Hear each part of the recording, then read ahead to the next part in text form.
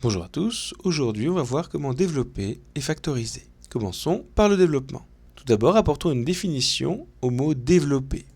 Développer, c'est transformer un produit en une somme algébrique. Une somme algébrique implique une addition ou une soustraction. Pour faire cette transformation, on va appliquer une propriété, soit trois nombres, ici A, B, C, relatifs. A facteur de B plus C, c'est-à-dire A multiplié par, entre parenthèses, B plus C, sera égal à AB plus AC. On va parler de la distribution du facteur A. Ici, A se distribue sur le terme B, puis se distribue sur le terme C. A facteur de B plus C est un produit, et une fois développé, quand on a fait tomber les parenthèses, on a appliqué la multiplication à chacun des termes de la somme, AB plus AC est une somme algébrique. On a donc développé cette expression. Par exemple, A est égal à 3 facteurs de 5y plus 2. Je vais ici venir distribuer mon 3 sur chacun des termes à l'intérieur de la parenthèse. 3 fois 5y plus, le signe ne change pas, 3 fois 2. Je continue à développer en faisant les multiplications. 3 fois 5y c'est égal à 15y plus 3 fois 2 égale 6. Autre exemple, b égale moins 2 facteur de 6y moins 3. Je développe, donc je vais distribuer le moins 2 sur chacun des termes à l'intérieur de ma parenthèse. Moins 2 fois 6y, le signe ne change pas, moins 2 fois 3. Moins 2 fois 6y, moins 2 fois 3. Je continue à développer en faisant les multiplications. Moins 2 fois 6y, moins fois plus, moins 2 fois 6, 12, donc moins 12y. Et moins 2 fois 3, moins 6.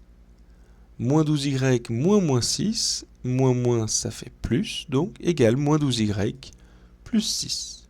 Là, j'ai terminé mon développement. Voyons maintenant comment factoriser.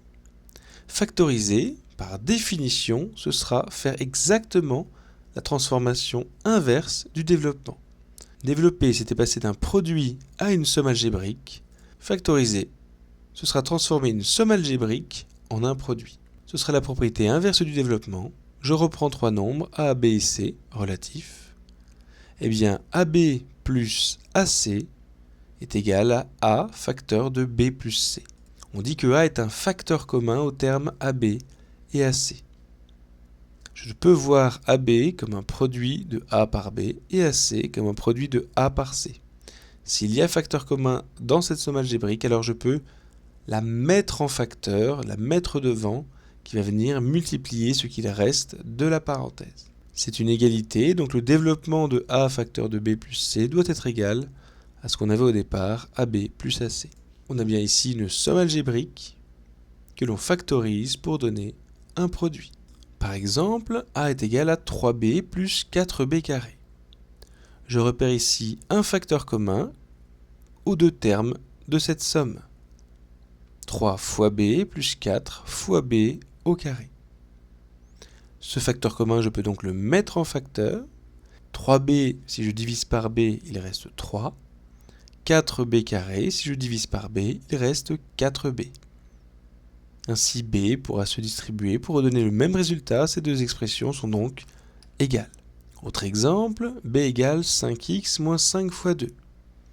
Là encore, dans chacun des termes, je repère un facteur commun, 5. Je peux donc factoriser par 5. J'écris entre parenthèses les termes qui ont été précédemment divisés par 5.